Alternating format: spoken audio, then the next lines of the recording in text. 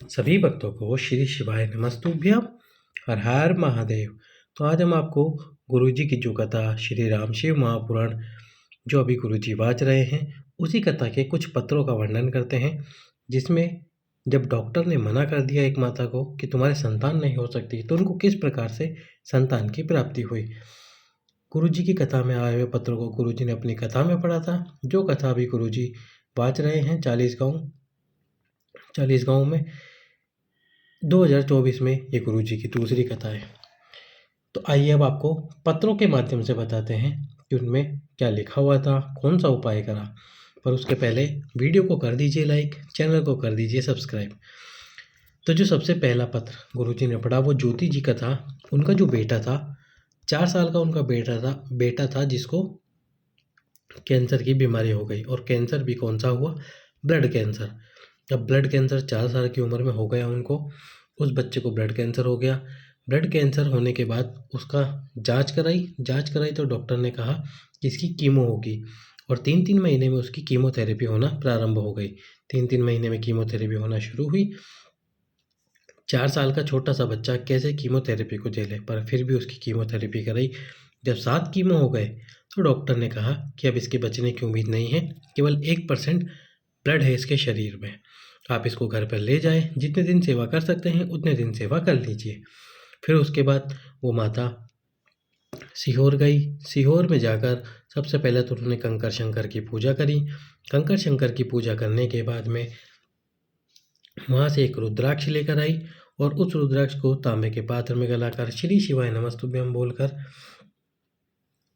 और साथ में जो उनका बच्चा था उन बच्चे को भी वह सीहोर लेके गई। और जहाँ पे बड़ी शिला है सीहोर में, उस शिला के पास में उस बच्चे को लेटा दिया और महादेव से बोल दिया कि हे भोलेनाथ, अब ये बच्चा तुझको समर्पित है। तुझे इसको जीवित रखना है या मृत्यु देनी है, ये तेरे हाथ में। जन्म देने वाला भी तू है, मृत्यु देने वाला भी तू है। इस प्रकार से उन्होंने बोल के उस बच्चे को अपने साथ ले आई और उसके बाद रुद्राक्ष का जल पिलाना प्रारंभ कर दिया। रुद्राक्ष का जल प्रतिदिन पिलाती रही। जो उस बच्चे का ब्लड 1% बचा था उसके शरीर में, वो बढ़ना शुरू हो गया। और जो उसको ब्लड कैंसर था वह ब्लड कैंसर भी पूरी तरह से समाप्त हो गया। अगला जो पत्र था वो सुनीता जी का था, जिनको 40 साल से सोराइसिस की बीमारी थी, जिस बीमारी में स्किन धीरे धीरे हटना शुरू होती है। कोई भी उनके पास में नहीं आता था और कोई भी उनसे बात नहीं करता था। डॉक्टर ने तो बोल दिया था ये अंतिम सांस तक रहने वाली बीमारी है। सोराइसिस की बीमारी थी। वह प्रतिदिन भगवान शंकर को जल चढ़ाती रही और उस जल को नंदी जी के पास बैठकर पीती, साथ में अपने शरीर पर भी लगाती रही। जिस बीमारी के लिए डॉक्टर ने कहा था कि अंतिम सांस तक रहेगी, वह बीमारी कुछ ही दिनों में समाप्त हो गई।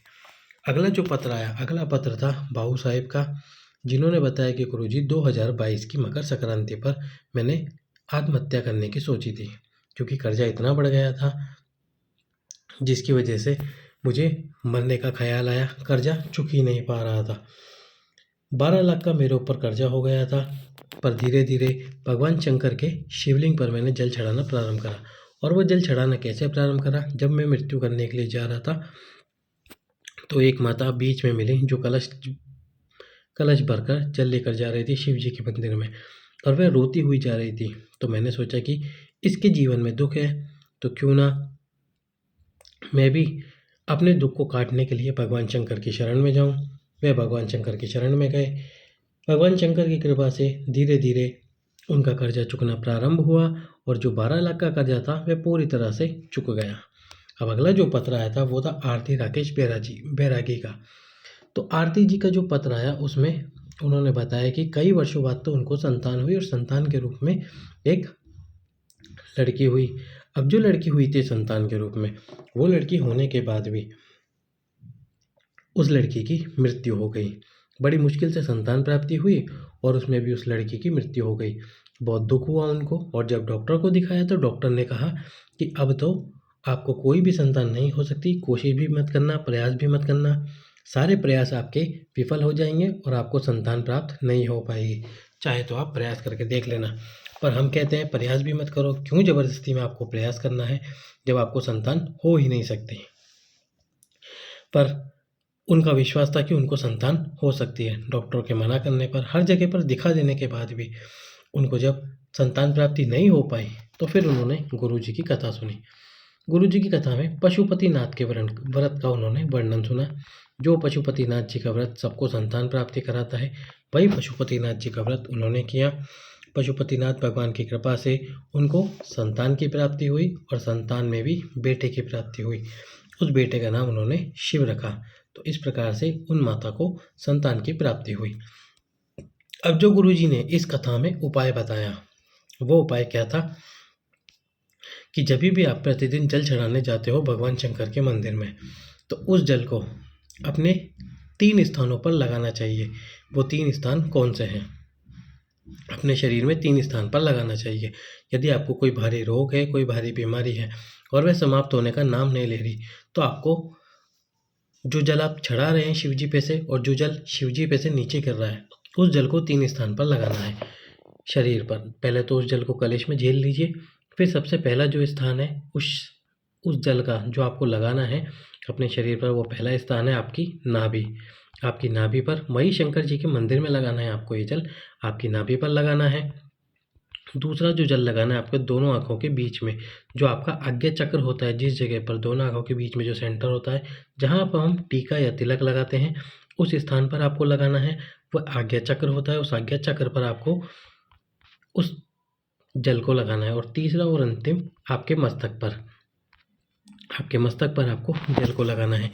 इन 3 स्थानों पर प्रतिदिन यदि आप जल को लगाते हैं आपके मस्तक पर, नाभि पर और आज्ञा चक्र पर, तो जो भी आपका रोग है, बीमारी है, वह पूरी तरह से समाप्त हो जाएगी। लेकिन समय लगेगा उसको समाप्त होने पे। विश्वास आपको रखना होगा, जल आपको लगाते रहना होगा। निश्चित रूप से आपकी जो बीमारी है, रोग है, वह समाप्त होगा। अगला उपाय जो एकादशी के दिन आप कर सकते हैं, जब आप 1 कलश जल भगवान शंकर को समर्पित करें, तो जल समर्पित करते समय आपको कुशेश्वर महादेव का नाम लेना है। कौन से महादेव? कुशेश्वर महादेव।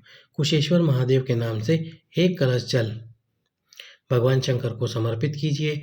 ये कुशेश्वर महादेव आप जिस मनोकामना से और जिस कामना से जल समर्पित करेंगे भगवान शंकर को, वह पूर्ण करेंगे। तो एकादशी के दिन भगवान कुशेश्वर महादेव के नाम से जल समर्पित कीजिए।